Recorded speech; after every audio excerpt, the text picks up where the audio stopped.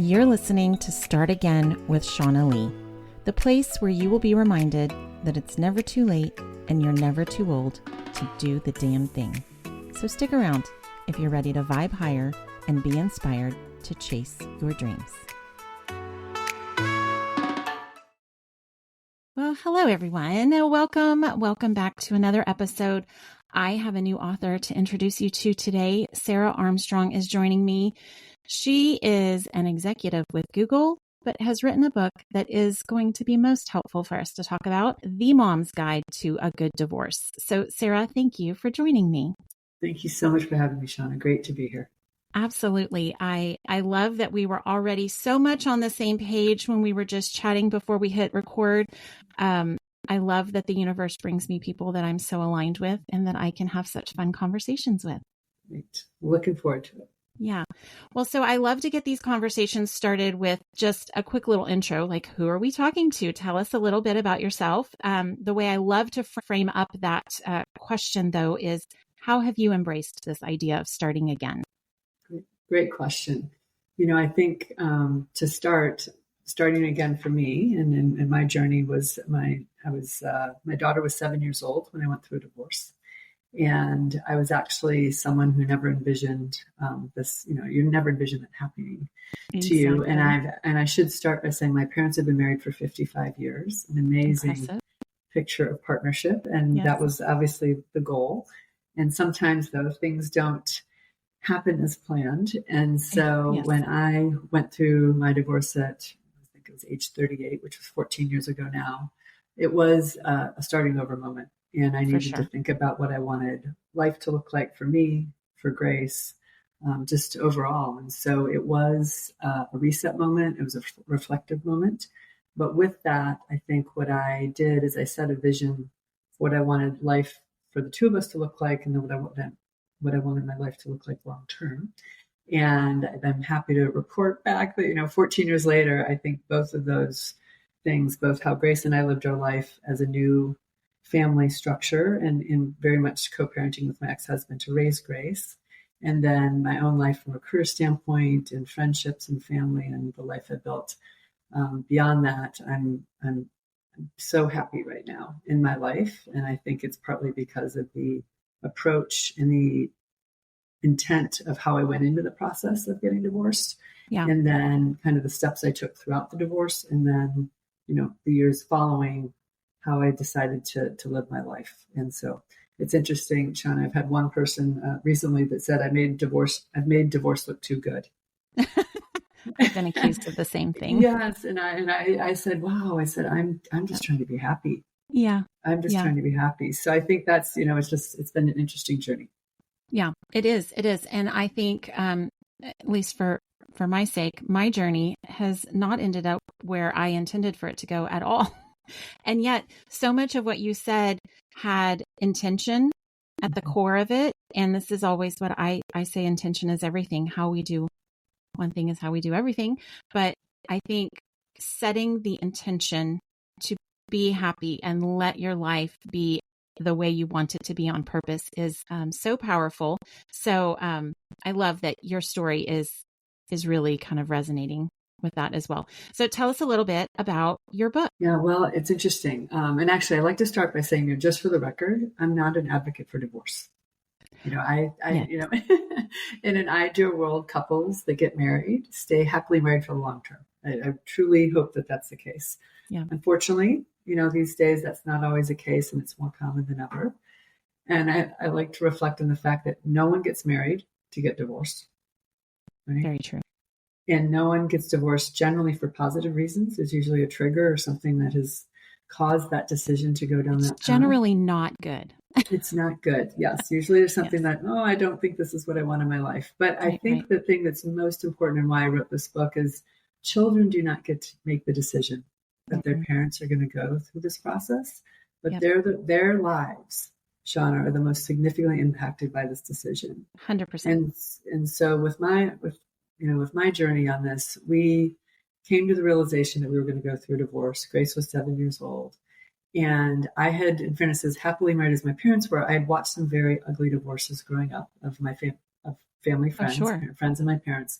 And so I had a mental model of what divorce looked like. And I thought to myself, I don't want to do it that way. And I don't want that for Grace. Right. And I don't want her to live through what I saw my friends live through as children that were my, my close friends and as growing up. So I said to my ex-husband as we went down this path, I don't know what this looks like, but I'd really like to think about how we approach this. And so over the course of time, as we went through our divorce process, there was a lot of, to your point earlier, there was a lot of intent, a lot of trying to think about what, how we were going to approach things. And so we did go through it in a very specific way. And what's interesting is that after we'd done it over the course of 5 years, I had other friends, because I was the first in my friend group to go through divorce. Mm-hmm. Grace was also the first. She was first grade. She was the first of her friends to have parents going through divorce. Yep.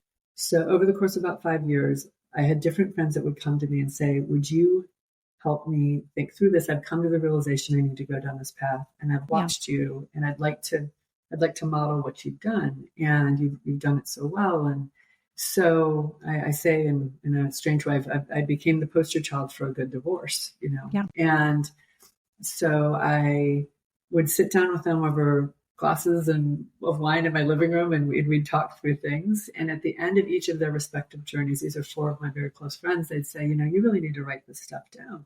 Yeah. And I, as you mentioned, I'm in the corporate world. I'm very good at bullet points, but I don't fashion myself a writer. That was never on the bucket list of life to write a book. And so I said to my friends, "Oh yeah, maybe someday." But I didn't think I'd do it.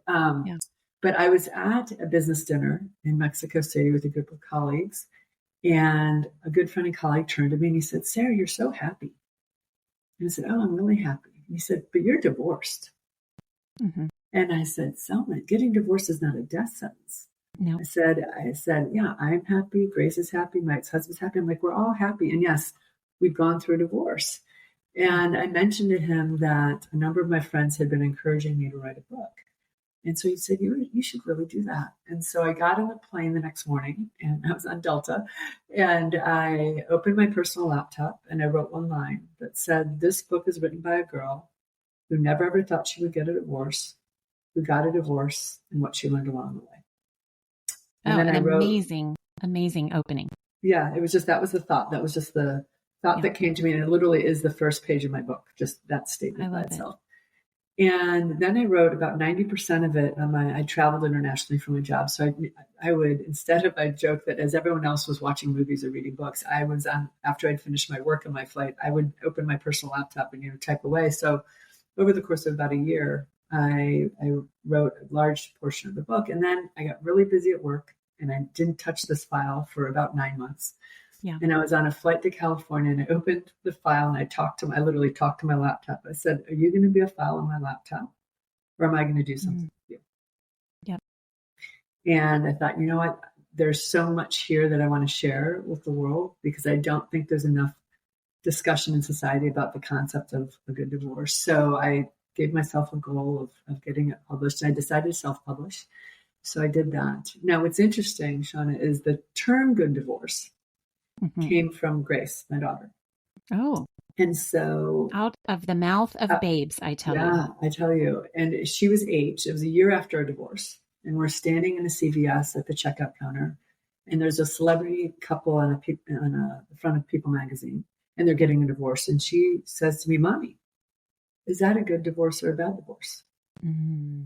And I said, "Grace, I don't know. What's the difference between a good divorce and a bad divorce?" Oh, yeah. She goes, "Well, good divorce is when the mommy and daddy are nice to each other like you and daddy. And a bad divorce is when they scream at each other."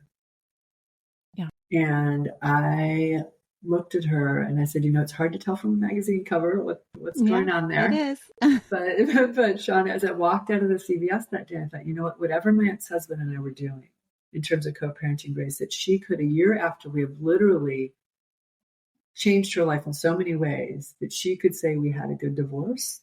I knew that we were onto something and that we needed to continue on that path. Yeah. Well, and I often ask people, what does good look like? And again, it's about intention, but I think we have to set out and know what we're striving for. What does good look like? And exactly like you're saying, this idea of a good divorce, we don't have really examples of that. Right. It's so true. And that's, and people say, well, and it's interesting, when I titled my book this, I've had a lot of raised eyebrows when I mention the title or what I've written about. Yeah. And, I start by saying, how do I define a good divorce? A good divorce is when couples put aside their feelings for one another and focus on what's best for their children. Amazing. Yes. Yeah. Full stop. Like that's the essence of it.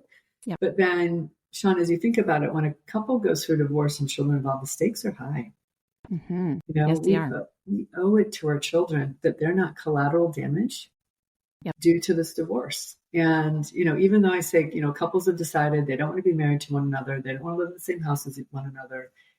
We made, we made a commitment to our children when we bring them into the world to raise them in the healthiest, happiest, safest environment possible. I say that we cover the plugs, right? We put bike helmets on them. We feed them organic milk, whatever you're doing on whatever your thing is. I'm being a good parent, moment. And, the toxicity that can come with a divorce. Yes. Right. Can have such long-term impact on a children's view on relationships, their view on marriage and their overall happiness in life.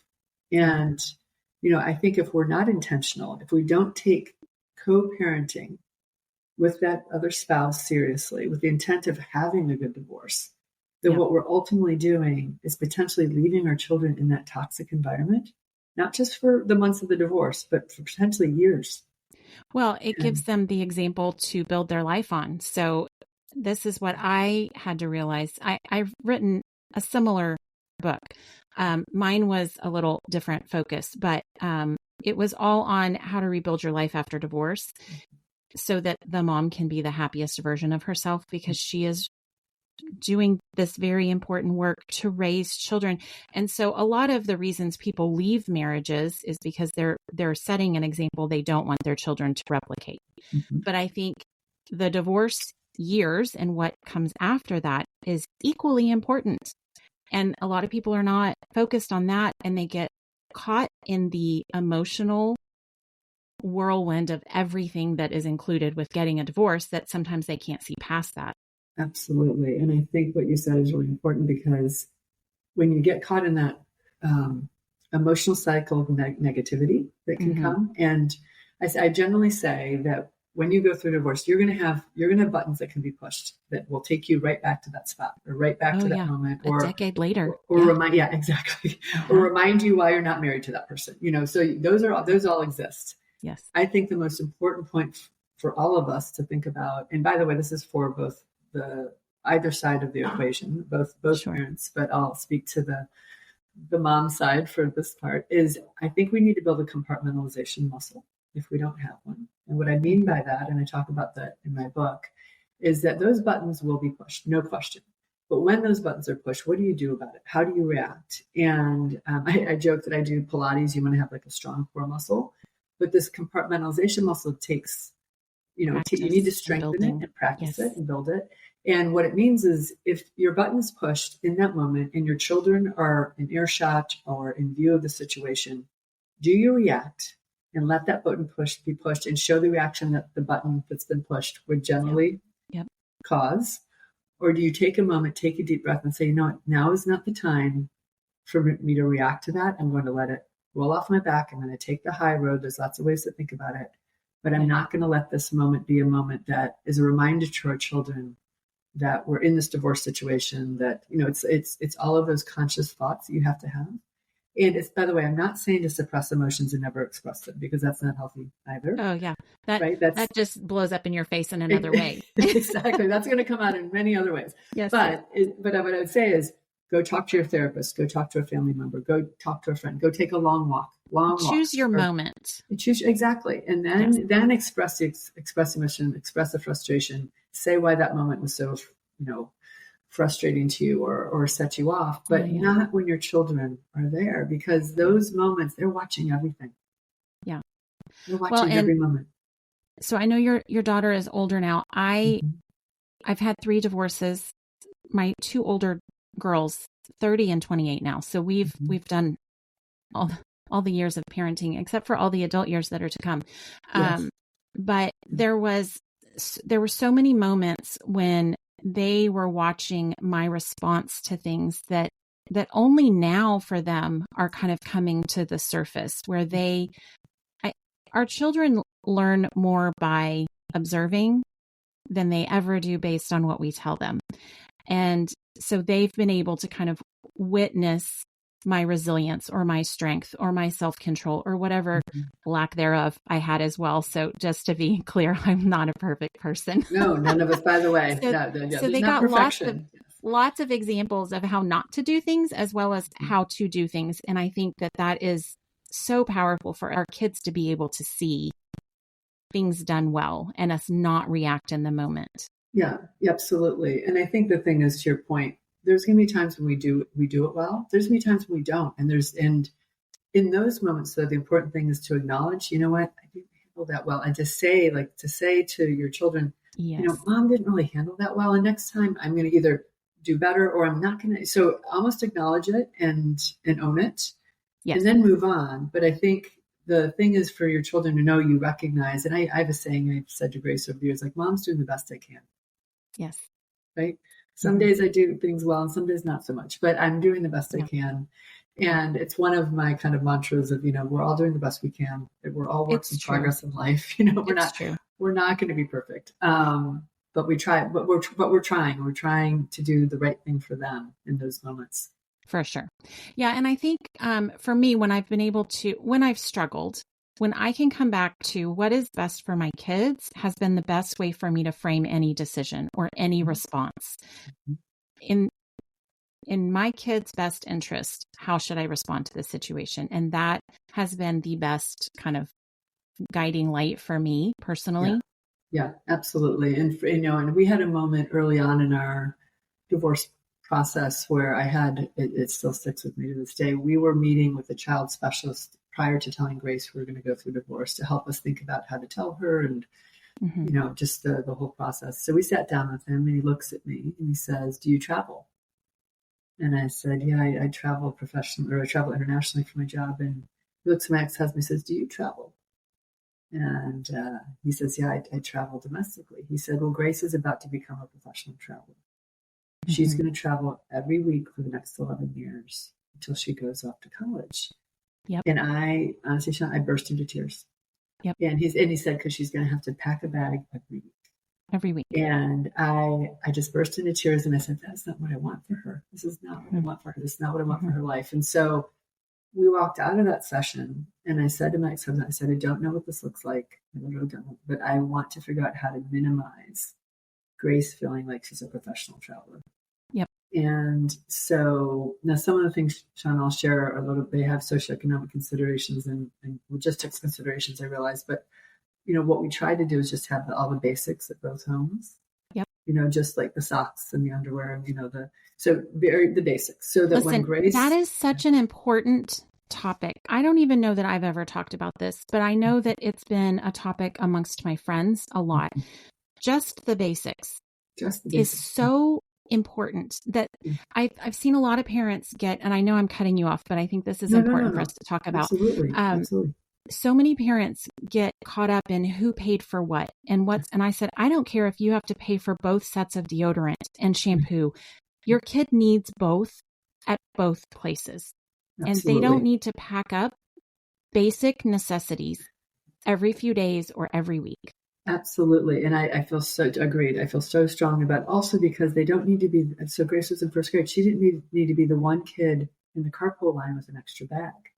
Going, why do you have that, Grace? Like, what are you doing? Yes. Like, well, I'm going to my dad's house. I'm going to my mom's house. Like, why have to carry that extra baggage every week? So literally, and also, extra baggage. Literally extra baggage. Yeah. Now, the interesting thing when you say the basics, I do have, funny reflection that somehow all the socks get at one house. I don't know how it happens.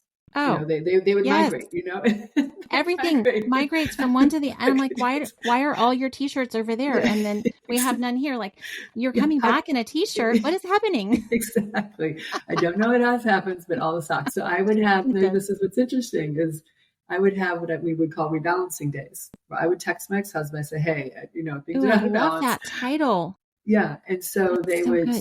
yeah. So we would then, well, but then, by the way, this is the key. It wasn't about Grace going into her drawers and into her closet to figure out what was not Yes. where it should be. It was for us to do. She was 7 and 8 and 9 years old. Yeah. Yeah. And Yeah. so I said, go look. I don't have socks. I don't know this, that. So he would go find the things, put it in a bag. And when we transitioned, he handed the bag to me. Mm-hmm. I took the bag and then I put it away in Grace's dresser. Because again, why should she have to unpack and repack her life and her, like, every week or every couple of weeks? This wasn't her doing. She didn't choose this life. It's important that I think I think helpful is the word I'm looking for. It's helpful that you both traveled. So you had that concept of the pains that come along with traveling, right? Just the inconveniences of not being home in your own bed. And to put it in that perspective, because I think a lot of people, generally speaking, divorced or not, don't consider what that's like for a kid to literally live in two homes. Like they have 2 bedrooms. There's no sense of like, this is my space. They're trying to cultivate their space in 2 different places. And that alone is such a difficult thing to manage for a human, much less a small child. No, I agree. And it's interesting because Grace never once complained, Sean, in all those years, 11 years of going back, but she never once complained about going back and forth. But what I can tell you is, as she was heading off to college, I'll never forget, she came home one night. She was at her dad. She came home. She goes, Mom, I'm calling this. And she was, by the way, she's getting ready to pack and figure out what she was taking to school. She said, I'm calling this the Great Consolidation.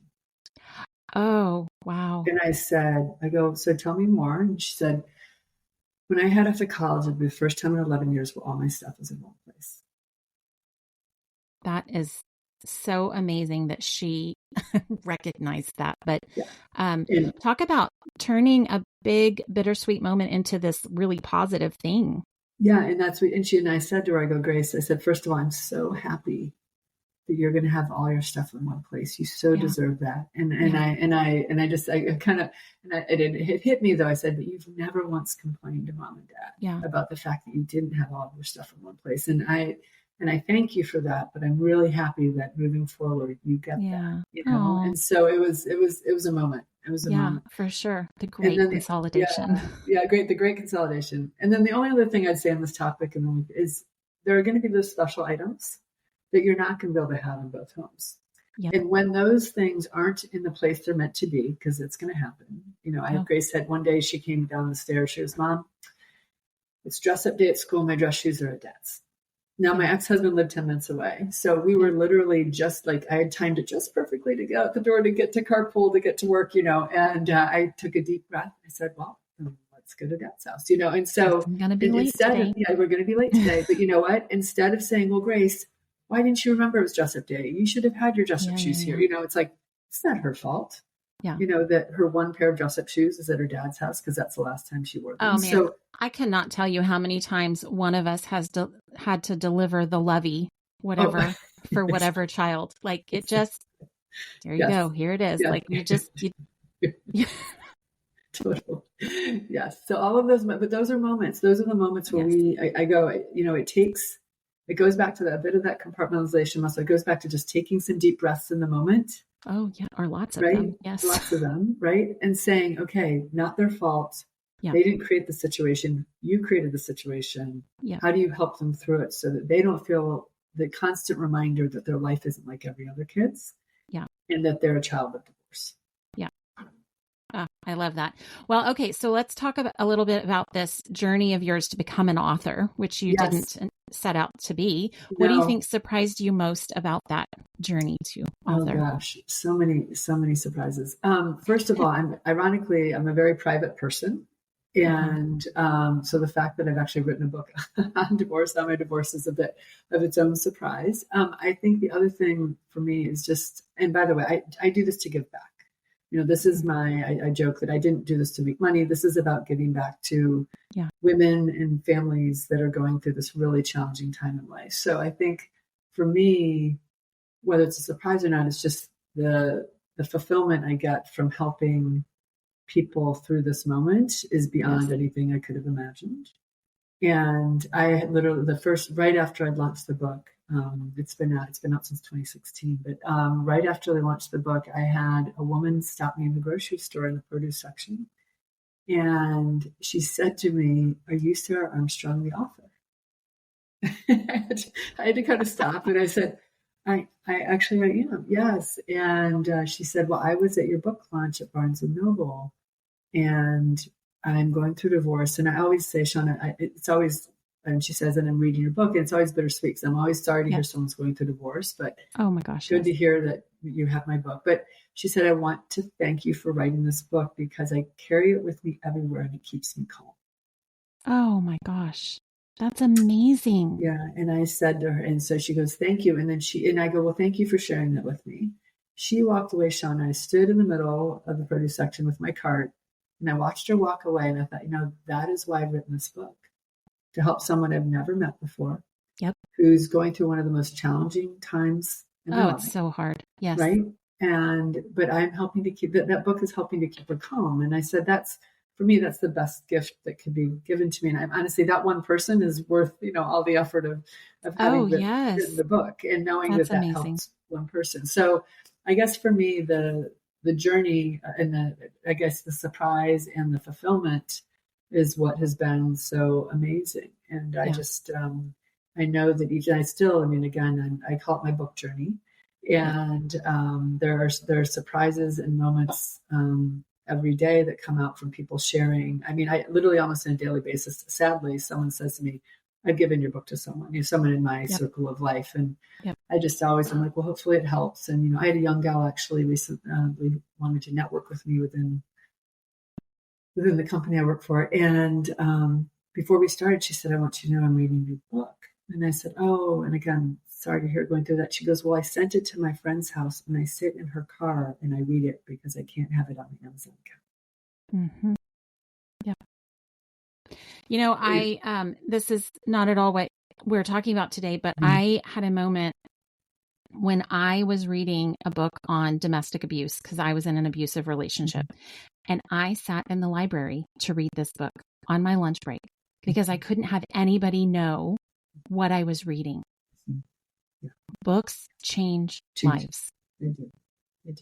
Yes. And that's why, I think it's always amazing, this journey to becoming an author. It's usually the really private, quiet people who have the most impactful story to tell. And they're like, I'm not going to write that book. That's how I felt when I heard the nudge to write after a third divorce. I was like, are you fucking kidding me? I am not going to be the poster child for how to get a divorce. And I had a lot of moments where I would start conversations with, I'm not advocating for divorce. That's why I start with that. Absolutely. I don't want you to think that I'm pro-divorce. Right. I'm actually anti-divorce. I really would love to see, I'm hopeless romantic. I love weddings more than anything else on the planet. I'm like, I want long, happy marriages. I just know that that's not always how it works out. And the people who end up divorced are struggling and they need help. And it can be done so much better. So I'm glad that you wrote your book because it is valuable. Thank you. Yes. Thank you so much. No, it's been so rewarding, and I just think it's out there and it's meant to help, for those that are needing it with I will say, Sean, with a very specific intent, because I was given, to your point, I was given a lot of books during my divorce that were very thick and dense and oh my gosh, yes. Overwhelming. In a moment of total overwhelm already. Yeah, and so I couldn't, I opened them. I never read them. No, I didn't read a book. Yeah. And so when I wrote this book, in terms of how I designed the book itself, it was very intentional. So I broke it into phases. So preparing for the change, during the change, and post the change. Yeah. And then each topic that I cover is only a paragraph to a page long. And the reason I do that is, as you know, as a mom and a working mom in this instance, like what you can take in and process and think about. I mean, you need it in the bite-sized pieces, as I call it, because if not, it's just you're overwhelmed. Yes. And so I also say it's too much. Exactly. And I also say the book's not meant to be read cover to cover, right? Yeah. Because wherever you are, read a couple pages, take a couple topics in. It's meant to be about the decisions you have to make about your children, the discussions you need to have about those decisions, and being really conscious about these specific topics and how you're raising your children, co-parenting with your ex-spouse, and also, by the way, how you're taking care of yourself, how you're thinking about life post-divorce. The forgotten part, yes. Right. What's yourself, like how are you what's the self-care that you're doing for yourself, Mm-hmm. and just recognizing that there's so much to think about and you can't take it all in all at once. And so how do you go through this process? You take those pieces in, process them, do the best you can with that one topic, Yes. and then Yes. go into the next one. Moms are just doing the best they can. That's right. That's right. I love it. I love it. Well, okay. So when you look back to like the younger you before she ventured into any one of these experiences in life, what advice would you give her? Oh gosh, I think my advice to my younger you was you can have a plan, right? Or have a thought of what your life will look like, and it will probably not turn out that way. But then, however it's meant to turn out, embrace that change, because what comes of that change can be way more powerful, impactful than the plan that you might have had. Yeah, that's awesome. That's really beautiful. It's true. I've had all sorts of plans, and plans are great. Like I made a career on helping people work through plans as a project manager. Like plans are important. Yes, they are. But also rarely goes according to plans. So let's roll with the punches. Yes, I think exactly. I think the agility and the flexibility in your mindset over the course of time and embracing what may be, quite honestly, I mean, again, a divorce is generally seen in society as a negative thing, right? You've gotten divorced. And I would say that's the other thing with this journey. It's looked at like it's a failure. You have failed. It's a scarlet letter. Mm-hmm. It's a scarlet letter that society would like to give those of us that have gone through divorce, and say, now you need to hold this as a label. You need to carry this as a scarlet letter. And I don't believe that. Just so you know, I don't believe it's an action. You get divorced. Yeah. It does not need to be a negative cloud that follows you or your children throughout your life. I don't believe it. But I think that there's reminders in society on a daily basis. And I do say this, recently I went to the dentist and I had to fill out a form and they asked for status and divorce was on there. I'm like, why does it matter? You're cleaning my teeth. I would also like to know why they ask this question. Why? Yeah, why does it matter? It doesn't matter. You're cleaning my teeth. I hope my teeth are white, but why does it matter whether I'm divorced, single, married, widowed? And again, widowed is on there too. And I'm like, why does it? So I just think but those are moments. Those are meant to be the reminders of, oh, by the way, you need to label yourself as divorced. Yeah. And so I just think that, at least from my standpoint, I think there's a way to approach this life change that we've gone through with a mindset that can allow you to live the happiest, most fulfilled, rewarding life possible. Yeah. And I would like to help. And that's why, quite honestly, I think as much as writing my book and, selling books, I think for me, what drives me now is getting the concept of a good divorce out into society so that people can think about things in a different way and actually have that concept out there and say, that's interesting. Let me look into that. Let me understand what it would take to do that. And, and I think those examples and talking through it and simply just talking about it is really important. But this whole, what does good look like is so important. I just had a guest recently who her whole business is focused on helping step families. And which is a whole thing, let me tell you. Yes. Interesting. And so she and I did a whole lot of talking about this same concept that we don't really talk about what good looks like. And we're all working under these myths. And when we're talking about divorce, there's a lot of myths that it has to be ugly and toxic and horrible for everybody involved. And that's not the case at all. Well, it's interesting, Shauna, because I had someone, when I talk about my divorce, I say I had a good divorce. Generally, when I'm talking to someone, they'll say, I know one other couple that's done it that way. And I say, my response to that is, wouldn't it be great that most couples that went through divorce could have a good, why is it that, one, why is it just the one? Yeah. And I think that's where, because to your point, most people go in with the mindset of, we're going to battle it out. It's going to be negative and it's going to be negative for forever. And there's almost a systematic approach to that through all of the various processes you go through. And that's what I'd love to help change. But it takes one divorce at a time for people to see a different model. Yes, it does. And I think it takes one person to initiate that. So I think that's another thing people have a misconception about, is that both people have to come to the table initially wanting the same thing. And I'm like, no, not necessarily. One person can lead this effort. Absolutely. And that's an important point, because I do have, by the way, I should say there are instances, and I appreciate there are instances where you can't interact with the other person. You will never talk to them, see them, again, and I appreciate that. So I'm not talking about those specific things. But for most instances, you as an individual can only control what you can control. Yes. Right? But you can control how you react to things, what you say or don't say. And that is such a huge influence on the overall situation, just what you can control. Absolutely. And then with that, to your point, if you do that for yourself and for your children, at least one side of the equation is showing positive intent of how you want this to unfold. If the other side is not a willing participant, then your children will eventually see the differences and understand the differences and let them make their own conclusions. You don't need to point that out, by the way. It's not, you don't need to narrate. I always say we don't need to narrate for our children. Our children they can fully narrate for themselves, and they're observing it all. It is true. And they will. Right?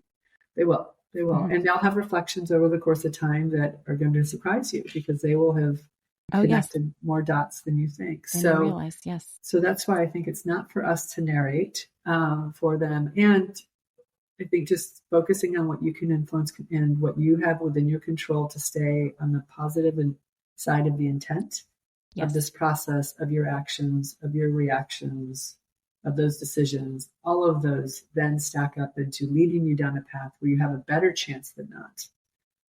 Absolutely. Ending up with a good divorce.